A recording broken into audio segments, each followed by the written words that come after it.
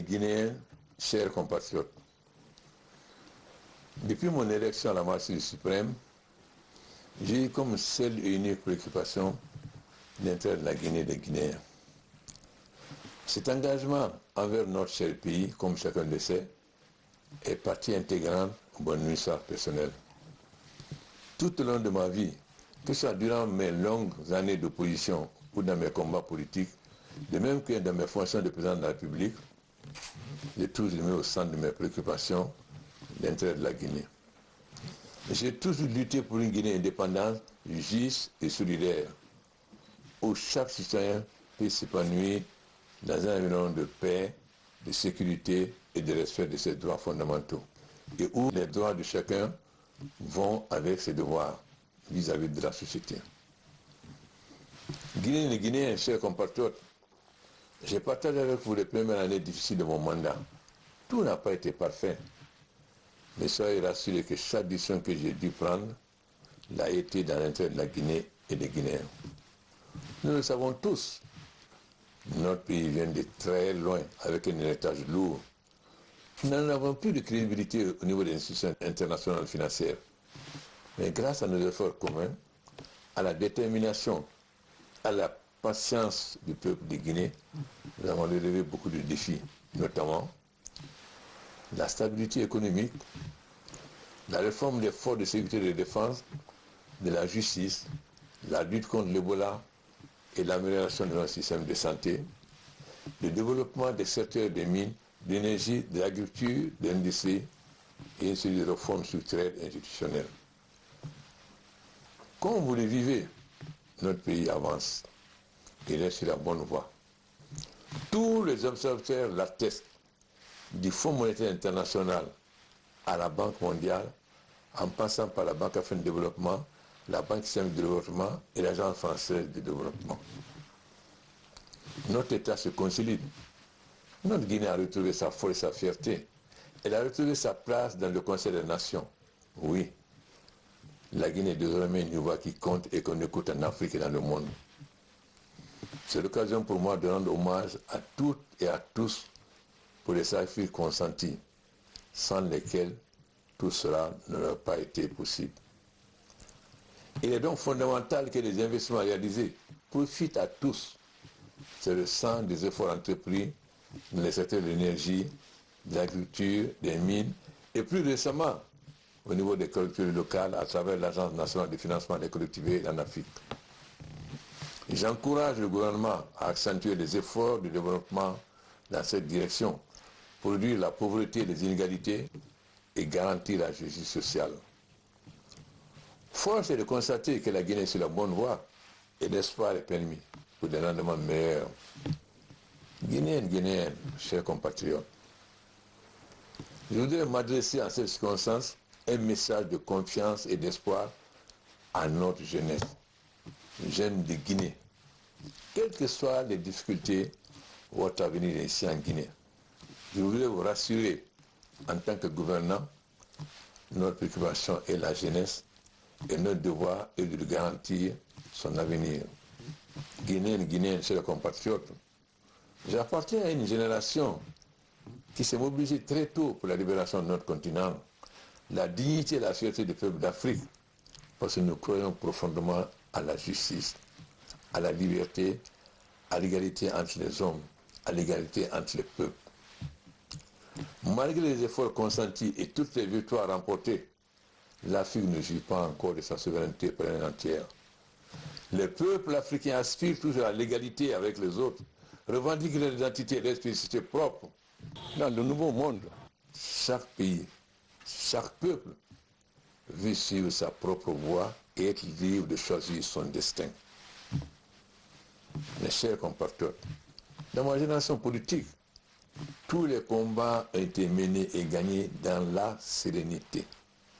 Nous avons fait depuis toujours le choix de la lutte pacifique pour la démocratie qui consacre la souveraineté du peuple appelé à être consulté aussi souvent que nécessaire, capable de se prononcer en toute âme et conscience sur ce qu'il voudrait ou ne voudrait pas. À cet égard, personne n'a le pouvoir ou le droit de se substituer au peuple, et ne dispose de toute l'autorité pour parler, agir, décider en son nom et à sa place.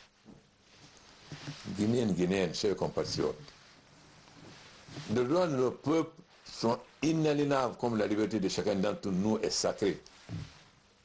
Toute ma vie, tout le long de mon histoire personnelle et de mon parcours, j'ai été à l'écoute de mon peuple et en phase avec lui. Aujourd'hui encore, au moment où partout dans le monde, les peuples décident tout seuls de leur destin et font l'histoire, je reste convaincu que le peuple de Guinée a toujours raison et que nul ne peut aller à l'encontre de sa volonté et de ses aspirations profondes. C'est ma conviction de tout le temps. Guinéennes, chers compatriotes, notre peuple a l'occasion de faire ses choix et d'exprimer sa volonté lors des élections. À ce propos d'ailleurs, j'invite tous les acteurs impliqués dans l'organisation des élections législatives à doubler d'efforts et d'ardeur dans le travail, à se mobiliser tous pour que les élections se tiennent dans le courant de cette année. J'engage le Premier ministre du gouvernement à soutenir et accompagner la Commission nationale électorale indépendante CENI et les acteurs électoraux afin de créer les meilleures conditions de préparation et d'organisation des scrutins attendus dans notre pays. La Guinée n'est plus la même avec le réveil des consciences et toutes les mutations intervenues dans notre société. Il est légitime alors que chacun se demande où on va. Comment aborder les enjeux et défis des temps nouveaux. C'est pourquoi je comprends le débat en cours dans le pays sur tous les sujets de préoccupation, y compris la Constitution. Mais comme je l'ai indiqué auparavant, il ne m'appartient pas de trancher ou de choisir à la place du Guinéen. Avant toute prise de position personnelle, j'ai le devoir d'écouter tout le monde. Pour ce faire, j'ai ainsi le Premier ministre, chef du gouvernement, d'initier des consultations avec les institutions de la République, les partis politiques, les syndicats, les organisations de la société civile, pour recueillir les avis des uns et des autres dans un échange ouvert sur les différentes questions, pour que le débat porte sur les arguments et les recommandations. Tout sujet peut être discuté dans une démocratie guinéenne, chers compatriotes.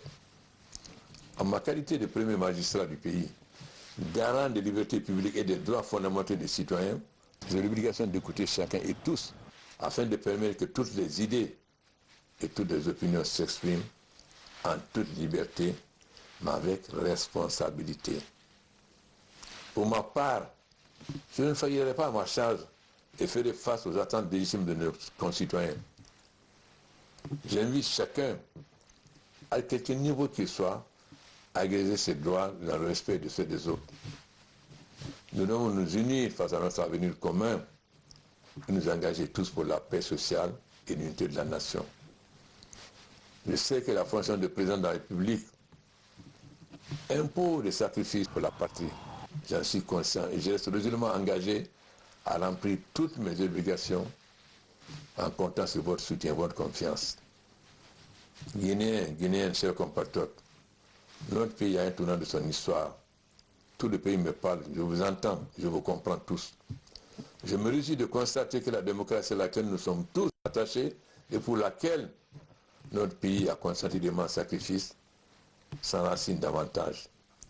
Il est légitime que chacun se pose la question de son présent et de son avenir et se préoccupe du destin de notre Guinée, notre bien à tous. Les compatriotes veulent tous la paix pour eux-mêmes et pour le pays. Nous meurons tous mobilisés dans un élan patriotique et responsable pour notre idée de démocratie et de progrès. En faisant l'effort de se parler et la patience de s'écouter sans préjugés ni mépris, on se connaît, on se découvre mieux et on apprend aussi à se faire confiance. Dès lors, il devient possible que le pays gagne sans que personne n'ait le sentiment d'avoir perdu. Lorsque la Guinée gagne, personne ne perd. Pour moi et tous les patriotes, la Guinée passe avant tout. C'est à cela que je nous engage tous. Et c'est aussi la conviction et l'espoir que je voudrais partager avec vous. Guinéens, chers compatriotes, le Premier ministre, chef du gouvernement, en charge du dialogue politique et social, a toute ma confiance et tout mon soutien pour les consultations que je lui ai demandé de conduire. Je reste confiant dans ce dialogue inclusif, dont les délibérations pourront nous éclairer dans nos choix, répondre à toutes les indications, renforcer la confiance entre les acteurs et permettre sans doute à notre pays de poursuivre son chemin sur la voie de la démocratie et du progrès. Vive la République, vive l'unité nationale, vive la paix.